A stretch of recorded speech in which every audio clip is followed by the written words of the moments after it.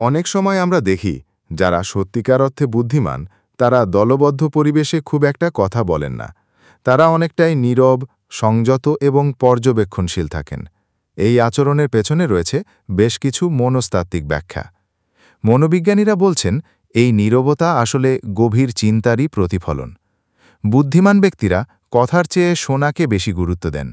তারা অন্যদের মতামত শুনে তা বিশ্লেষণ করেন এবং প্রাসঙ্গিকভাবে উত্তর দেন।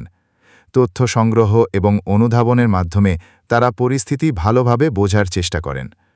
তারা চটজলদি কোনো মন্তব্য করেন না। যা বলেন তা চিন্তা করে বলেন। প্রতিটি শব্দ নির্ভুলভাবে বাছাই করেন। কথোপকথনের মূল উদ্দেশ্য যেন অর্থবহ এবং প্রভাবশালী হয় সে ব্যাপারে তারা সদা সচেতন। মনোবিজ্ঞানের মতে উচ্চ বুদ্ধিমত্তার সঙ্গে পর্যবেক্ষণ ক্ষমতা জড়িত।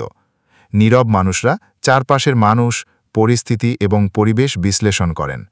তারা কথা বলার আগে পরিস্থিতির গভীরে পৌঁছান। তারা প্রায়শই ক্ষুদ্র বা অর্থহীন আলাপে অংশগ্রহণ এড়িয়ে চলেন। স্মল টকের চেয়ে ডিপ টক তাদের বেশি টানে।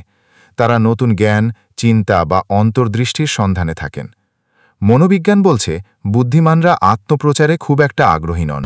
নিজেকে প্রমাণ করতে নয়, বরং শিখতে এবং বুঝতে তারা বেশি আগ্রহী। সব পরিবেশ বা মানুষের সঙ্গে মেলামেশা তাদের ধাতে নেই।